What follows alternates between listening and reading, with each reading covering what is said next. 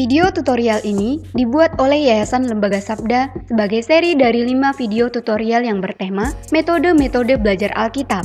Mempelajari Alkitab adalah sebuah keharusan karena Alkitab adalah firman Tuhan yang menjadi pedoman bagi iman dan hidup orang Kristen.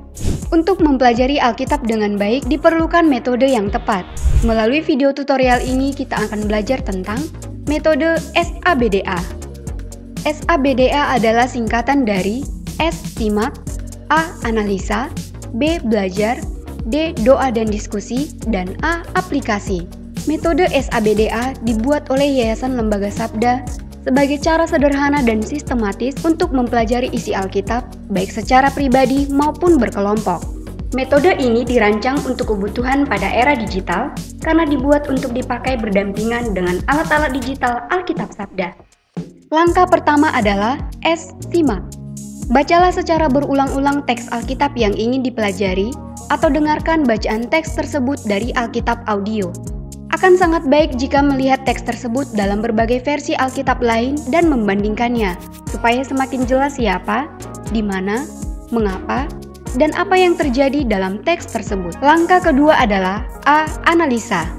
Teliti dan amati kata-kata yang penting, sulit, atau yang diulang-ulang dengan melihat latar belakang atau konteks dari tokoh, tempat, dan peristiwa dari teks yang dibaca. Langkah ini sangat baik dilakukan dengan bantuan alat-alat studi biblika, seperti Kamus Alkitab, Ensiklopedia Alkitab, Pengantar Alkitab, Peta Alkitab, dan lain-lain. Langkah ketiga adalah B. Belajar. Pelajari penemuan-penemuan yang Anda peroleh dari hasil baca dan analisa. Dengan pertolongan Roh Kudus, simpulkanlah pelajaran yang Tuhan ingin ajarkan melalui teks Alkitab tersebut. Tanamkan pelajaran tersebut dalam hati supaya berakar dan bertumbuh. Anda juga bisa mencatatnya dalam buku catatan atau dalam fitur tulis catatan di aplikasi Alkitab Sabda Android.